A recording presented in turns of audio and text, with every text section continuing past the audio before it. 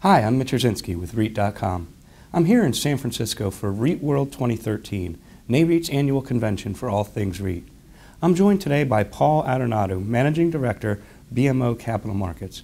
Paul, thanks for being with us today. Thanks for having me. What has been the biggest surprise of 2013 for you in the REIT market? I guess we've seen a lot of volatility from interest rates, and those of us who have followed the REITs for many years know that, of course, REITs are somewhat interest rate sensitive, but not to the extent that we felt that we saw the stocks react this year. That is, we felt that there was perhaps a bit of an overreaction with respect to interest rates, primarily because the REITs have done a very good job in structuring their balance sheets and taking advantage of the very low interest rate environment in order to put into place long-term fixed rate debt. And so while I understand that there would be a reaction because they are income vehicles, we felt that the reaction to the tapering fears was a bit overdone.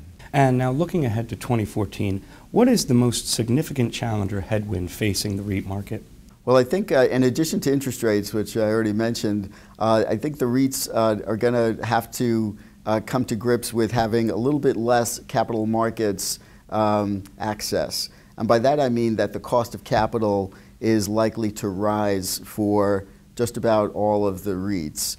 We've enjoyed a period of very low interest rates and also a period of very good equity market access.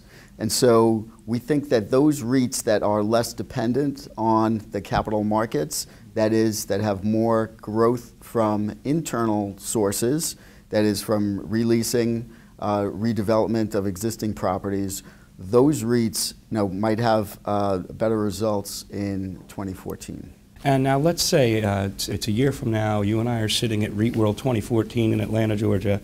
What is going to be the big story we're going to be talking about in the REIT industry? Well, hopefully that the REITs have done a very good job in terms of the underlying fundamentals, that is, the operating businesses and the supply and demand, all of the metrics that real estate folks really pay attention to will have turned out to be just fine. And that operations, of course, continued perhaps in line with expectations. Paul, thanks for taking the time today. Thanks for having me. For more on this and other REIT news and analysis, be sure to visit REIT.com.